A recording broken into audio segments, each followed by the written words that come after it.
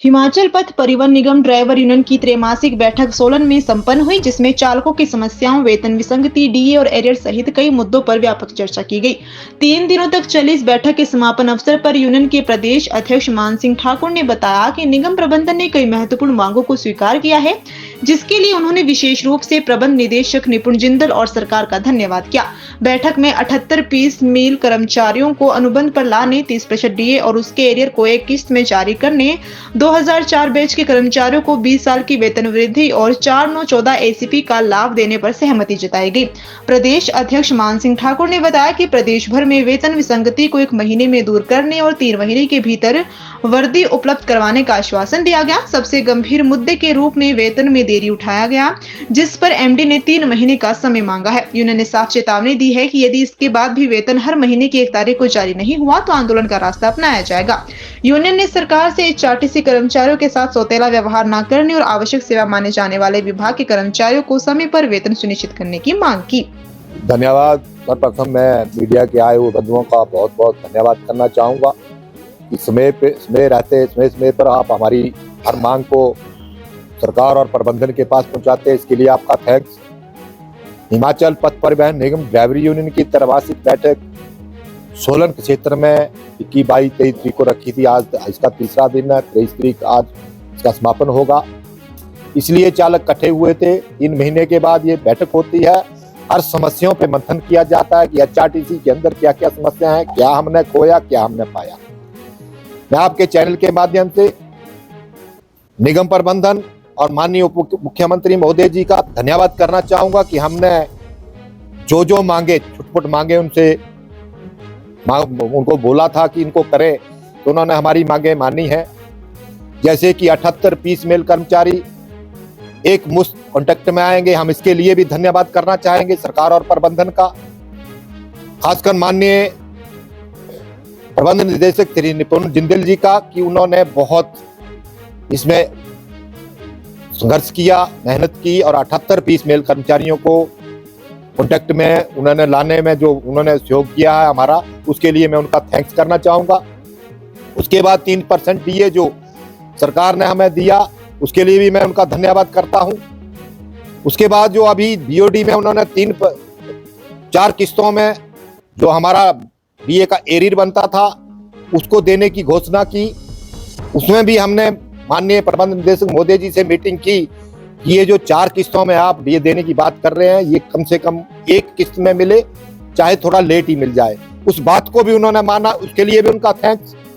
उसके बाद हमारे चालकों की और परिचालकों की 4914 जो एसीपी लगती थी वो लग नहीं रही थी, हमने उसकी बात कही, उसको भी उन्होंने माना, उसके लिए भी मैं उनका धन्यवाद करना चाहूँगा।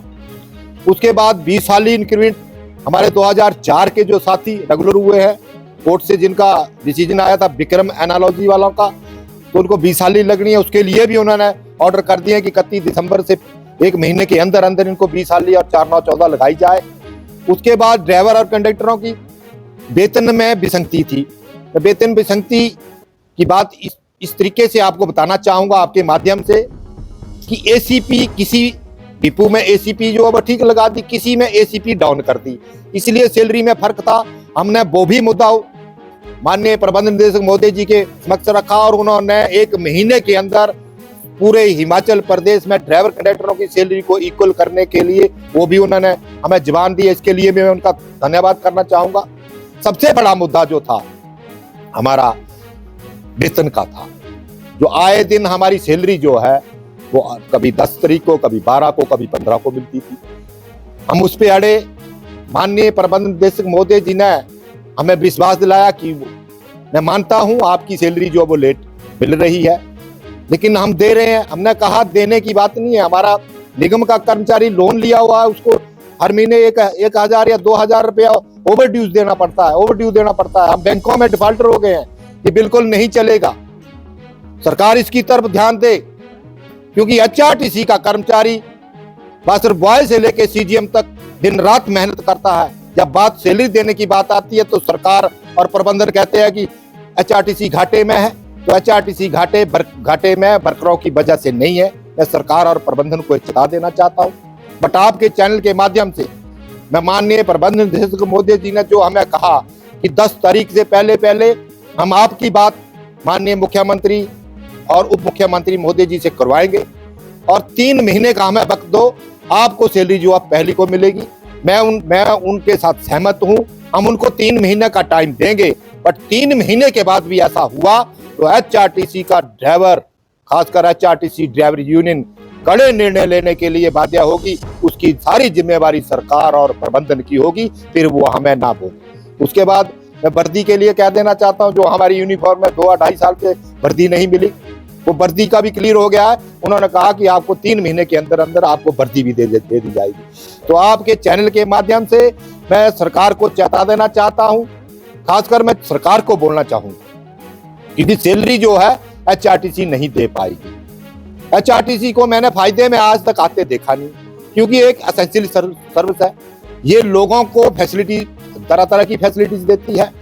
ये एचआरटीसी फायदे में मेरे हिसाब से तो आएगी नहीं, लेकिन अगर आएगी, सरकार ये समझती है कि अगर एचआरटीसी फायदे में आ सकती है तो सरकार इसको ले ले। बट हमारा मेहनताना जो टाइम रहते थे, जो जैसे बोलेंगे हम उस तरीके से गाड़ियां चलाते भी और चलाएंगे भी।